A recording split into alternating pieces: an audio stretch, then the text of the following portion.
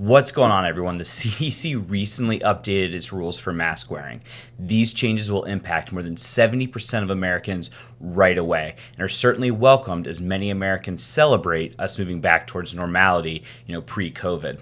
The 5 things you need to know about the CDC's new guidance is up next on Employment Law After Hours. I hope you all had a wonderful day. My name is Brian, and I'm an attorney and one of the co-hosts of Employment Law After Hours, the channel bringing you updated news and guidance on the issues keeping employers and employees up at night. Today's episode is going to focus on the CDC's new mask rules published just last week. As I teased, these changes will impact all employees across the country and will give some serious considerations to companies as they decide whether to still require employees and patrons to wear masks. Now, before I get started, I am wondering, is your company still requiring masks in the workplace? Leave your comment below. We have suggested guidance towards the end of this episode for what employers should do with their mask policies based on this new CDC guidance. Now, for the top 5 important takeaways you need to know. First, these new mask rules are being implemented because the CDC is changing the way it evaluates the COVID risk. Previously, the CDC evaluated the number of cases in a community to determine the level of risk to that community's population.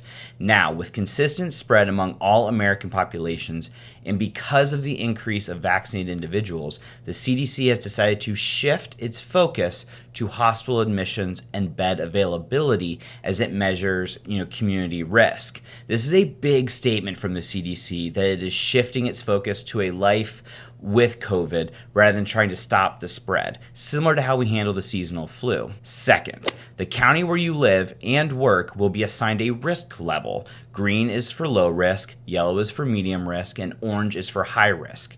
Your county's level of risk will determine which mask guidance applies to you. At first, this seems more complicated than the original guidance, which I'll put a link to on the screen now, but it is actually a simpler approach as we dig into it, I promise.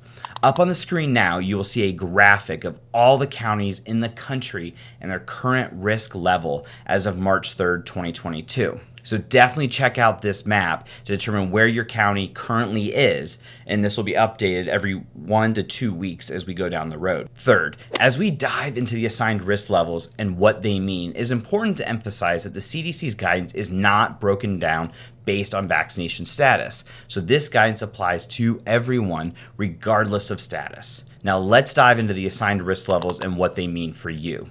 If your county has a green or low risk level assigned by the CDC, mask wearing is solely based on your personal preference.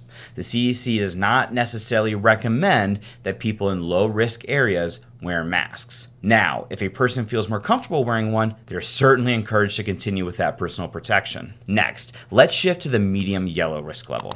In these counties, individuals who are immune compromised or at a high risk for severe illness, if they were to contact COVID, should continue to wear masks. In addition, if you live with a person who is immune compromised or at a high risk for severe illness, you should wear a mask in these areas as well. Finally, if you are located in a county with a high risk status, as designated by the red color or orange color, you should be wearing a mask when indoors in public areas, again, regardless of your vaccination status.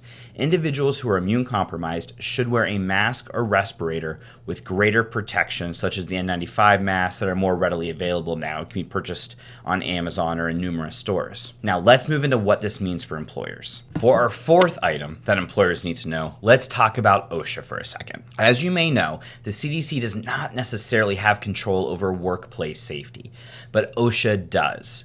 So we have to look at OSHA's mask guidance as well. Traditionally, OSHA has followed the CDC's guidance regarding mask wearing, quarantining, and social distancing. Fortunately, OSHA has given no indication that it will deviate from the CDC's guidance at this time.